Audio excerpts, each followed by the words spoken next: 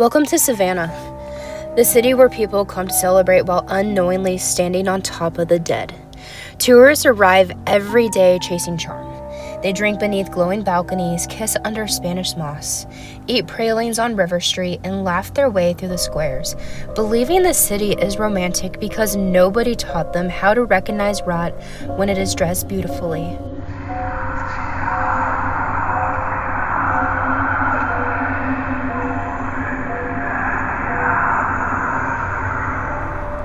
Savannah learned that trick a long time ago.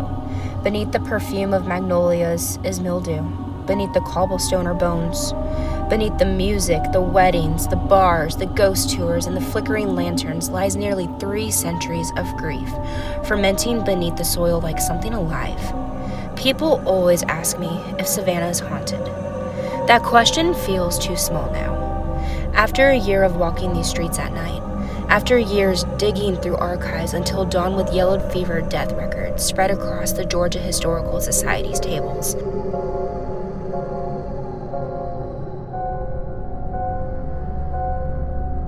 After listening to spirit boxes hiss in dark rooms. I'm mad at you if you are. I just want you to talk to me. If Alice Riley is around, can you say your first name? Whoa. Did you just not hear that say yes? Yes. And then that hit? I no longer think hauntings are the most disturbing thing about the city. Human beings are. Because every ghost story begins with something painfully human first. Murder, disease, isolation, violence, loss, fear.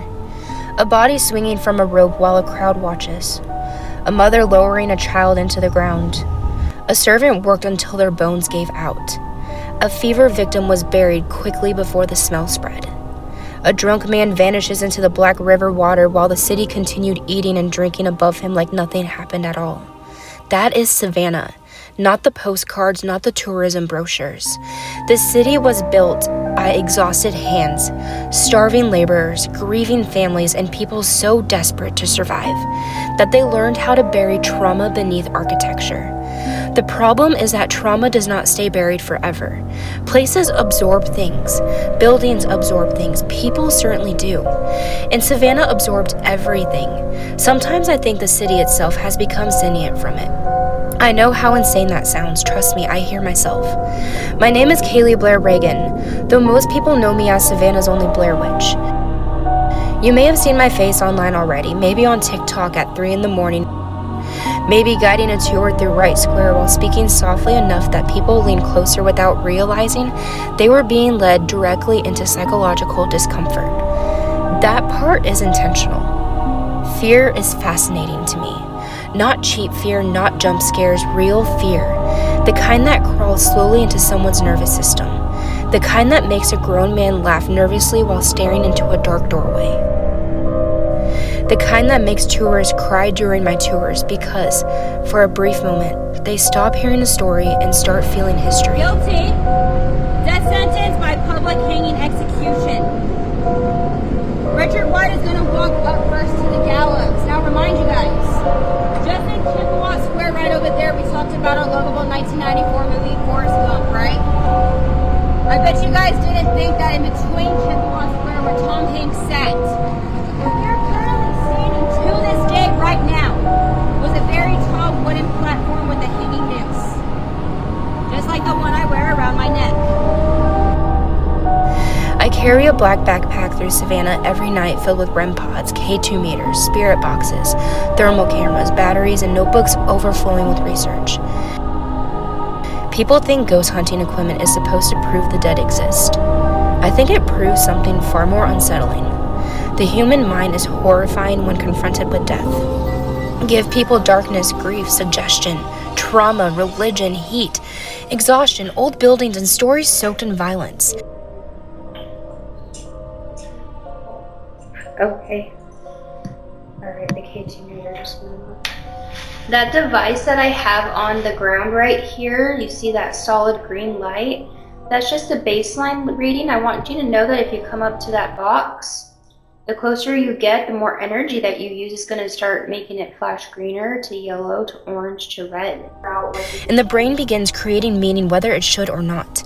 Hallucinations, shared delusions, emotional imprinting, shadow recognition, auditory manipulation, pattern seeking, fear responses pass between strangers like an infection. Or maybe ghosts really are there. This is the uncomfortable part. I still do not know, and none of us will ever know. And honestly, neither will you by the end of the series. This is not a cozy collection of ghost stories meant to entertain you before bed.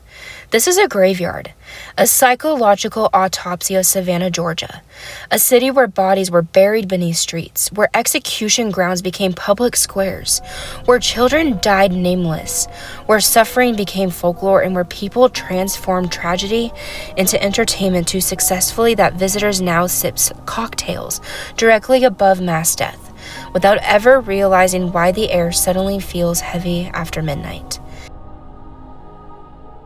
Savannah does not forget. The river remembers every body thrown into it. The moss remembers every hanging. And if you stay here long enough, the city begins remembering you too.